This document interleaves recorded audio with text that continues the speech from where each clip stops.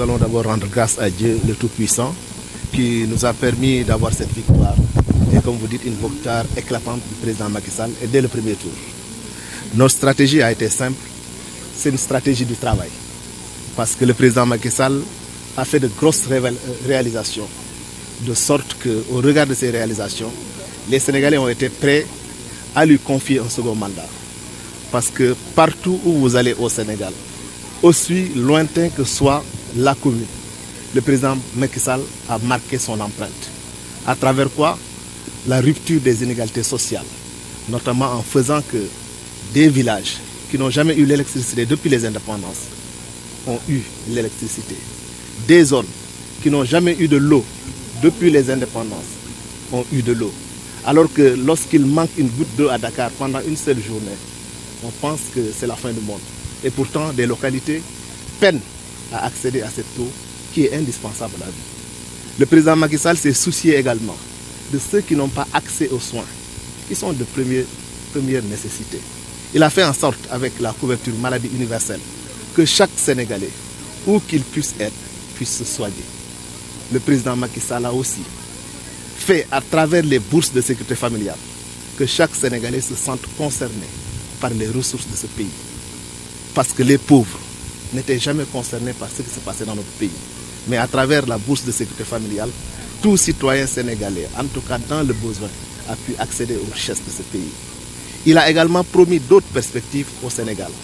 C'est-à-dire, il se veut de faire en sorte que la jeunesse puisse se retrouver dans son mandat à travers la création d'emplois. Il veut aussi, avec l'avancée des nouvelles technologies, que les Sénégalais, où qu'ils puissent faire, avec ces nouvelles opportunités qu'offre la technologie, puissent accéder à un autre type d'emploi. Il a promis également l'économie verte. Et nous, Morlandais, nous pouvons nous sentir concernés parce que qui connaît ce qu'on appelle ici le Tangor, il sait qu'on a une forêt classée même. Mais parce qu'il y a eu la sécheresse, la forêt est en train de se détruire.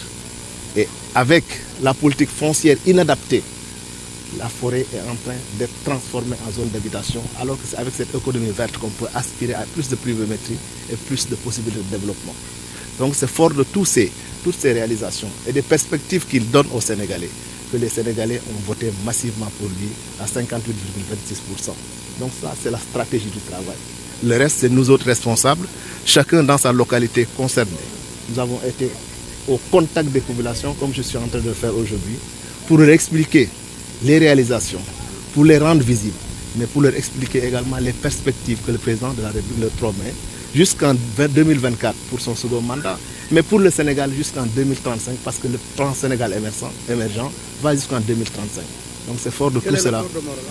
Morlan a été d'un apport capital, je le disais sous un autre plateau, parce que je dis que si Morlan a pu voter à 54% pour le président Macky Sall, c'est parce que Morlan a eu confiance à ses responsables que nous sommes. Parce que je l'ai dit, le président Macky Sall connaît le Sénégal, mais le président Macky Sall n'est pas encore venu au Morlan. Et pourtant, il a des responsables en qui les populations ont cru. Il a des responsables qui se battent jour et nuit pour que tout ce qui peut accéder et arriver au Morlan puisse y arriver, notamment l'électrification rurale, notamment les questions d'eau, d'hydraulique, notamment l'enseignement, la formation professionnelle. Et c'est à partir de ce moment-là que nous avons pu sensibiliser les populations sur les gros efforts qu'on a pu voir. Alors que depuis les indépendances, nous n'avons pas eu accès à ces ressources, alors que nous sommes Sénégalais. Donc c'est fort de ces responsables que le président Macky Sall a pu avoir 54% de l'électorat de Morlan. Et je pense que l'apport de Morlan est déterminant parce que dans la bataille pour gagner la région de Thiès, le département de Tivaouane a été de très grand appui, Morlan plus particulièrement. Alors quel est l'objectif de cette journée? Cette journée, c'est en fait de montrer à l'ensemble de mes militants et aux sympathisants de l'APR qu'ils ne sont pas un bétail électoral pour moi. J'aime mes militants, je les respecte. Nous nous sommes engagés à voter massivement pour le président Macky Sall. Nous l'avons réussi. Donc il n'est pas question qu'une fois le président réélu, nous responsables à la base, nous fuyons les populations. C'est pourquoi j'ai décidé, sans l'apport du président Macky Sall, mais pour qui je travaille, j'ai décidé de mettre mes ressources au service de cette population pour leur dire un grand merci. Aujourd'hui, donc, c'est une journée de fête pour dire aux militants qu'ils ne sont pas un bétail électoral qu'on oublie une fois que les élections faites. mais ce sont des personnes responsables et tout aussi responsables que les responsables que nous sommes. Nous revenons vers eux pour leur dire merci, pour partager avec eux les difficultés qu'ils ont rencontrées pendant la campagne, pour mieux améliorer ce que nous avons à faire le lendemain, mais également pour leur décrire les perspectives que nous comptons pour Morlan, parce que devant nous, il y a des échéances locales. Et je peux vous dire d'ores et déjà que moi, Maître Antoine Beng, responsable affaires de Morlan, je suis candidat à la mairie de Morlan pour servir Morlan. Donc c'est aujourd'hui qu'on va mettre le drapeau, en tout cas sur le sommet, pour dire aux gens, allons ensemble, travaillons, discutons avec les Morlandais, allons prendre la mairie pour servir Morlan, et rien que pour servir Morlan. Que faites-vous de la discipline de parti? Oui, on a une discipline de parti. Mais si le parti décide que c'est un autre qui va briguer les locales au niveau de Morlan, quelle sera ta décision ou que sera en tout cas... En fait, le parti ne peut pas décider pour Morlan. Morlan choisit son candidat. Et je sais que je suis le candidat choisi par Morlan. Et le parti nous suivra. Et s'il y en a deux? Il peut y en avoir deux comme il y en a eu dans le temps. Voilà. Mais le parti a décidé en ma faveur parce que le parti sait que je suis le candidat de Morlan. Donc le débat ne se pose pas. Il peut y avoir des gens égarés qui peuvent agiter l'idée d'une autre candidature. C'est normal dans un parti politique. Mais Morlan se connaît, les militants de Morlan connaissent ce qu'ils veulent. Moi, je sais ce que je vaux pour le parti et pour Morlan ici. Et je puis vous assurer que je suis le candidat et le seul candidat de Morlan. Il y aura des déclarations de candidature, comme il y en a eu lors des parrainages. Mais nous avons tous su, ceux qui ont pu aller à l'élection. 5 candidats ont été validés. Je pense que si cela se faisait, ce serait comme le parrainage. Et je suis déjà choisi par les Morlandais pour être le candidat de l'Alliance pour la République au niveau de Morlan. Bon, maintenant, c'est les grands ensembles. Personne ne peut aller aux élections et les gagner. Maître Antoine pense à quelle coalition? Oui, les grands ensembles. Avec l'opposition qui a eu 44%. Le moment venu, on dira et on vous appellera pour vous dire voilà notre coalition. Mais nous savons que c'est les contextes qui déterminent les coalitions. Et le contexte déterminera la coalition qui sera la coalition utile pour l'intérêt de Morlan. Et je pense que nous ne nous perdons pas. Le Rewmi était là il y a un instant pour nous soutenir dans cette démarche, en tout cas de fête de la victoire du président Macky Sall. Je pense que ça peut l'être parce que nous appelons tout le monde, comme le président l'a fait à l'issue de son élection. Il a appelé tous les Sénégalais au dialogue.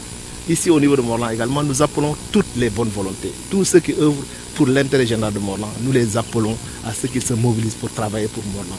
Rien que pour Morlan, parce qu'il n'y a que Morlan qui nous intéresse. La majeure partie des doutes pense que le sort de Morlan reste à désirer.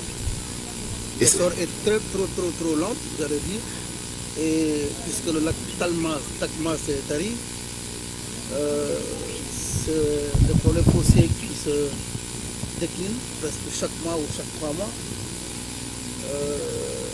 En tout cas, la sécheresse est là, même si vous dites qu'on peut compter sur la ceinture verte prônée par le président Macky Sall, il est difficile de planter sans eau. 13 forages de service Dakar. Et pourtant, Morlan a soif. Ouais. Qu'allez-vous faire? Morlan a soif et c'est désolant. Parce que vous dites 13 forages qui desservissent à partir de Morlan, Dakar. Le sort est désolant qu'on en soit à dire qu'il n'y a pas d'eau. Il n'y a pas d'eau là où il y a 13 forages qui quittent Morlan pour desservir Dakar. Non, c'est un manque de vision politique. Et c'est pour cela que nous voulons le changement. C'est un manque de vision politique parce que tout simplement Morlan a tout pour réussir son développement. Parce que ceux qui sont là, ils n'ont besoin que d'eau. Or, s'il y a des forages, ça veut dire qu'il y a de l'eau sous terre. Maintenant, comment faire en sorte que cette eau puisse profiter aux Morlandais en termes d'eau d'alimentation, eau potable, mais en termes d'eau pour l'agriculture? C'est ce que nous voulons apporter comme innovation. C'est pourquoi nous aspirons au changement au niveau de Morlan. Parce que nous savons que nous avons les idées, nous savons que nous avons les partenaires, nous savons que nous avons les contacts et nous essayons de les développer au quotidien pour les mettre au service de Morlan. Nous ne faisons pas de la politique politicienne. Nous avons un engagement pur et sain, je peux dire, pour Morlan. Nous voulons que les populations de Morlan puissent bénéficier de leurs ressources. Quand je vois le spectacle assez désolant de toute la zone entre Thiès et Morlan, où on ne voit que des lotissements, le foncier pour l'habitation. Or, on ne peut même pas habiter là où nous sommes, en tout cas lotissés dans nos différents quartiers. Ça veut dire c'est quoi? C'est du foncier qui a été vendu pour la spéculation future. Parce que ceux qui les ont acquis, ce ne sont pas ceux qui vont déménager le lendemain. Ces gens-là n'achètent pas pour y habiter le lendemain. Parce qu'il n'y a pas d'eau, il n'y a pas d'électricité, il n'y a pas d'infrastructure routière. Donc ceux qui ont acheté ces terrains, c'est pour les revendre. C'est de la spéculation. Et c'est regrettable. Parce qu'on ne peut pas prendre tout l'espace de Morlan. vouloir le donner à des gens qui ne sont là que pour de la spéculation. Alors qu'ici, le président Macky Sall nous a offert un lycée d'enseignement technique et professionnel où on va éduquer des gens pour l'agriculture, pour l'élevage. Ça veut dire que nos enfants qui vont sortir de ces écoles auront pour vocation de revenir réinvestir dans cette localité. Ils vont réinvestir à partir d'où? On a l'autoroute qui va vers Saint-Louis, le prolongement de la VDN, qui doit passer par Morlan. Ça veut dire que Morlan, dans quelques années, sera accessible et très accessible par les deux côtés, par les Niayes comme par Thiès. Or, le foncier deviendra plus qu'important en ce moment. Mais il n'y en a pas aujourd'hui. Si j'ai besoin de lotir pour habiter, je n'aurai pas. Parce que tout simplement, à l'intérieur de mon quartier, il n'y en a pas. On est d'accord pour des lotissements, pour l'extension, parce qu'on a besoin pour loger nos enfants. Mais on n'a pas besoin de dilapider le foncier, de le vendre à des gens qui vont les revendre à des prix exorbitants. Et vous savez ce qui se passe, parce que dans la presse, on voit toujours des annonces, 1 hectare à 6 millions, 150 mètres carrés à 306, voire 600 000. Je pense que ce n'est pas ça que les Morlandais attendent de ceux qui les dirigent. Très bien, maître, aujourd'hui, Morlan est endeuillé suite à cet accident mortel. Quel est votre sentiment? Un sentiment de tristesse, parce que cela que la mort a pris, par la grâce de Dieu, c'est Dieu qui donne la vie et c'est Dieu qui reprend la vie. Nous nous inclinons sur le mémoire. Nous en avons des connaissances parce que nous avons nos responsables de Tchaï qui viennent de nous quitter avec cette douleur.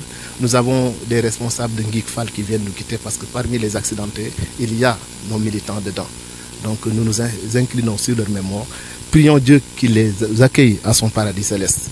Et nous regrettons vraiment ce qui se passe. Nous en appelons également à la responsabilité de tous et de chacun. Parce que la route, c'est nous les hommes qui conduisons les véhicules. C'est nous les hommes qui sont sur les routes. Il nous appartient d'être attentifs et attentionnés pour qu'on puisse éviter de tels accidents. Même si la main de Dieu, quand elle doit arriver, elle arrivera. Mais nous, en tant qu'humains, nous devons d'être encore plus responsables lorsque nous sommes au volant.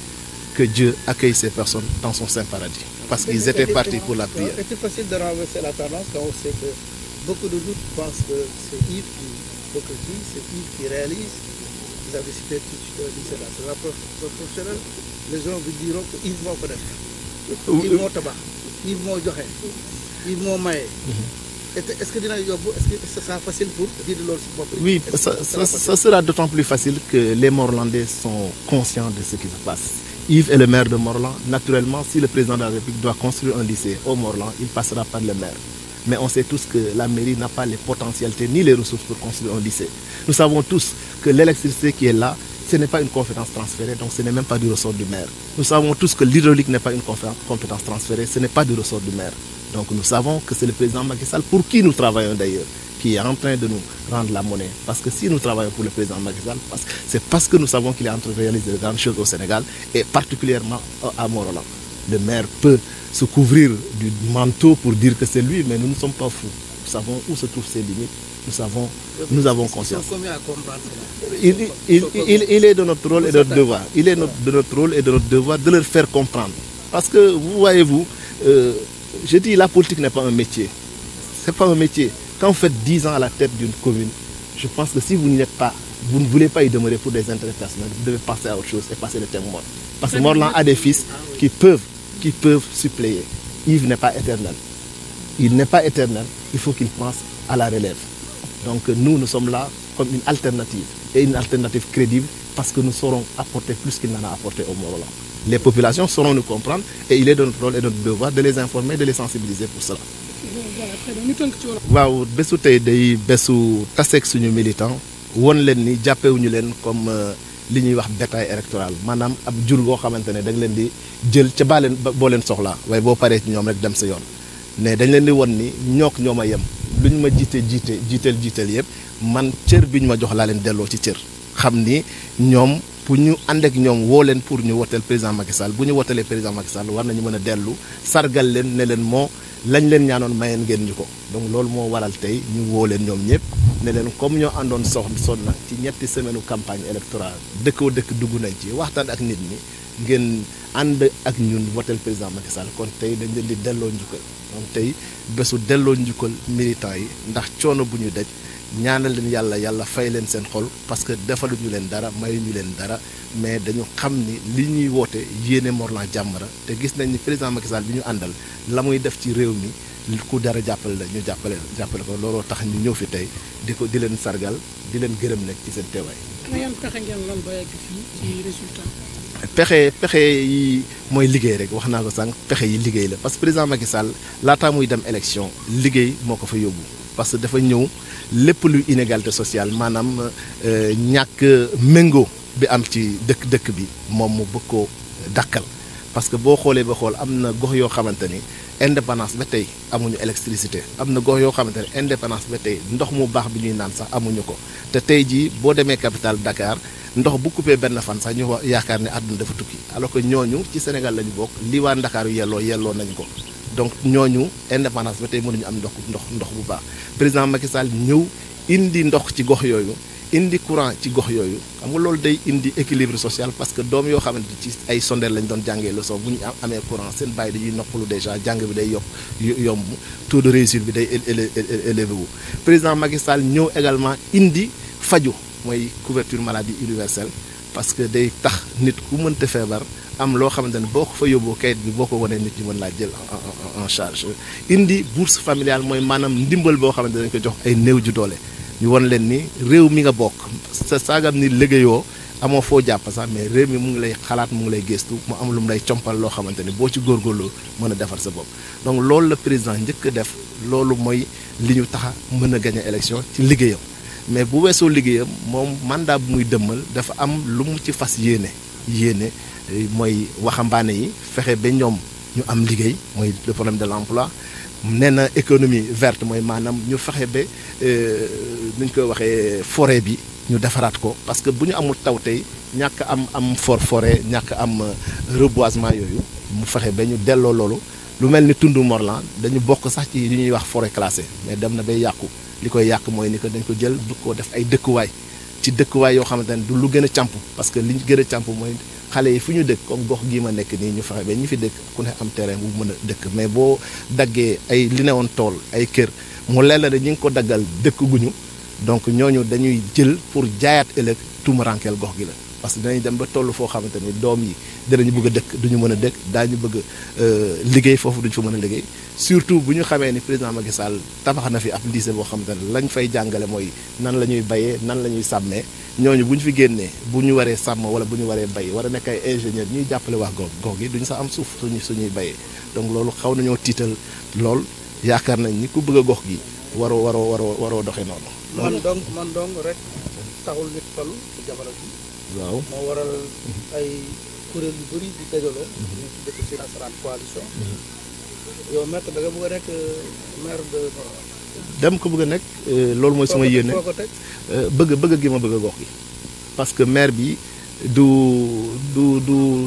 honneur wala non maire bi jaamu gox gi la c'est-à-dire nangoo wàcc ci gox bi liggéeyal gox bi. waaw buur bi fi nekk rek. ki fi nekk wane na fu mu mën a yem xam nga nit boo toogee ci bërëb lu mat fukki at léeg-léeg sa tërë day commencé feeñ parce que dootoo xamante sax li nit ñi bëgg donc moo tax ñuy namm boo gisee président Macky Sall ci constitution bi mu ñëwee mu def modification constitutionnelle à travers le référendum ne léegi président bu mën a falu Sénégal ñaari mandat rek ngay def loolu pour dàkk lu mel noonu naagu.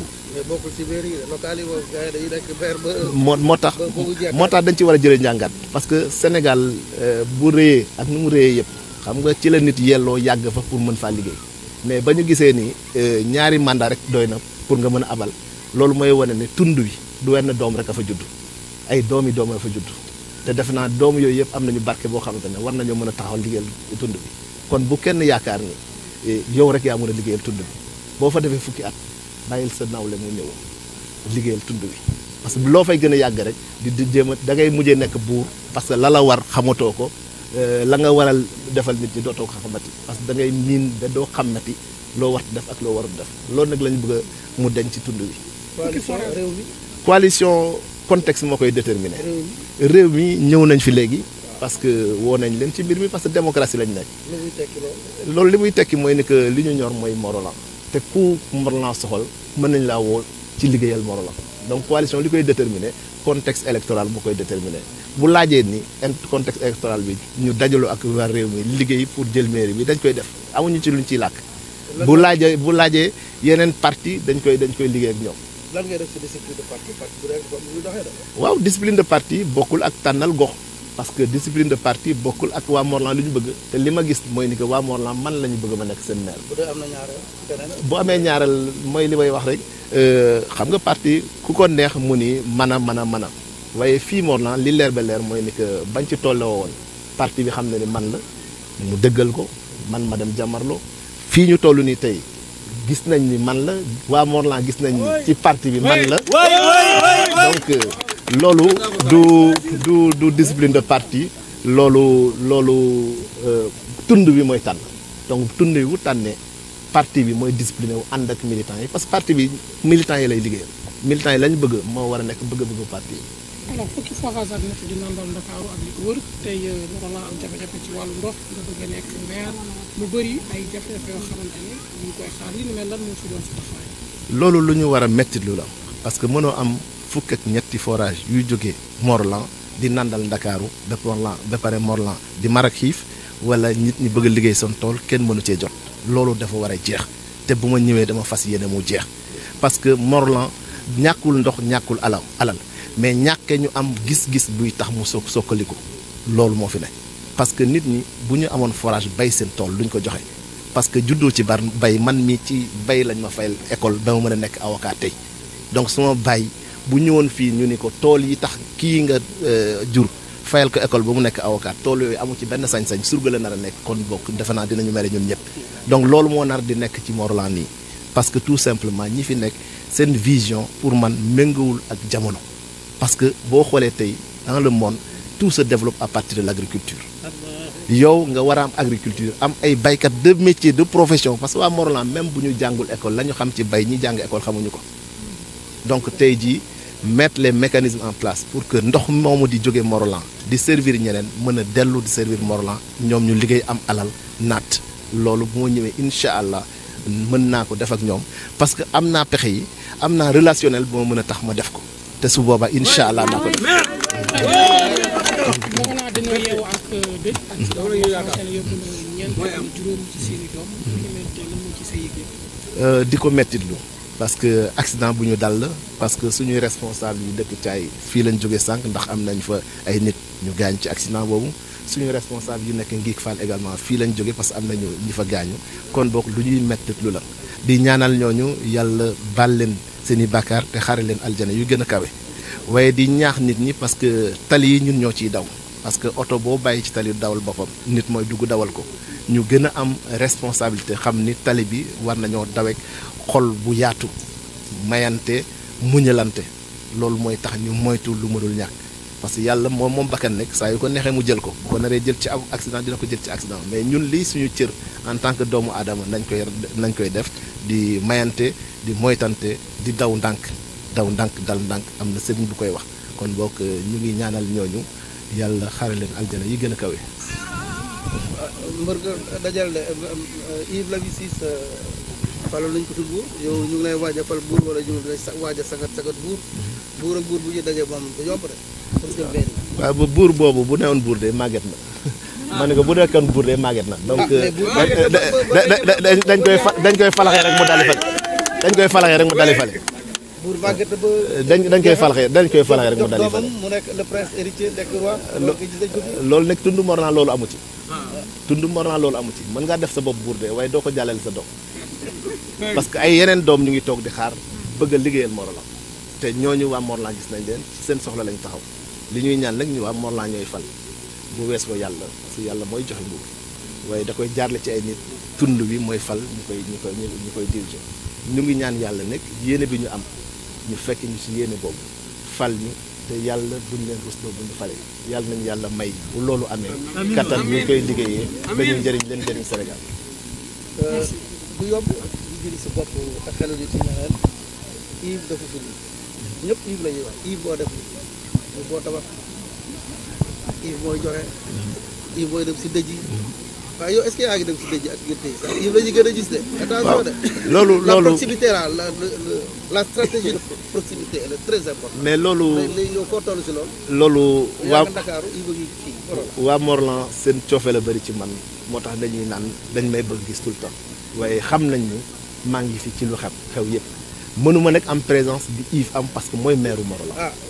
moom mooy maire Morolan moom la Macky Sall jox oto ak salaire ak personnel pour mu liggéeyal Morlan war fi fanaan di fi yeewoo waaye man fu Morlan amee soxla taxaw naa fa te naa fa ko nit taxaw waaye nag man defe naa nit ñi xam nañu lu seen soxal parce que seen soxal du rek bàyyi sa kër Ndakaaru nan da ngay taxawaalu Morlan parce que xam nañu dama nekk ci liggéey parce que bu ma nekkee Dakar sax seen soxla lu bëri ci lay taxaw parce que ñaata doomu Morlan yi waroon fanaan kaso ndax su ma taxawaay yàlla génne leen ci biti donc liggéeyal Morlan du toog tund Morlan ñu naan yaa ngi dem dëj wala yaa ngi dem ngénte fu ñu toog Morlan avec les nouvelles technologies aujourd'hui fu ñu toog Sénégal wala ci biir àdduna mën nañu liggéeyal Morlan man géew ma politique politicienne buy naan dëj am na demal foofu joxe na 5000 ngénte am na joxe na 5000 loolu fajul soxla waa Morlan soxla waa Morlan mooy mar ndox nga utal leen ndox ñu soxla yoon nga utal leen yoon ñu soxla courant nga indi leen courant mais toog naan joxe na junni fale joxe na suñu alal lay joxe suñu alal ñun lu ñuy dox ci réew mi suñu alalu bopp la ñuy joxe waaye maire alal bi ñu bokk ñun ñëpp lay wër du joxe donc loolu du loo waa Morlan soxla waa Morlan li ñuy soxla mooy ku leen liggéeyal ba ñoom ku ci jóg mën a liggéeyal boppam am dépense bu mat sëkk te loolu laa bëgg.